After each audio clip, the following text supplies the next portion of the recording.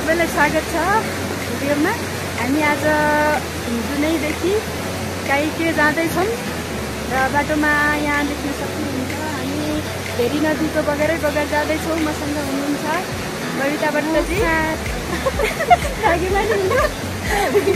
अनि अब माथितिर चाहिँ हिउँ पर्दैछ। हामी यहाँ अब हिँड्दैछौँ, सँगै ठुली छ। त्यसपछि माथि देख्न सक्नुहुन्छ अब यहाँ भयो भेरी नदी अनि त्यसपछि माथितिर चाहिँ हिउँ परिसकेको छ। हामी एकछिनमा त्यतैतिर पुग्नेछौँ। यो काइके गाउँपालिकाको चाहिँ सुरुवात यहाँदेखि नै भइरहेछ। गाउँ पनि छ त्यहाँ नजिकै। अनि अब यहाँ त हरियाली पनि सकिसक्यो। अरू के भन्न चाहनुहुन्छ भट्टजी? म भन्न चाहन्छु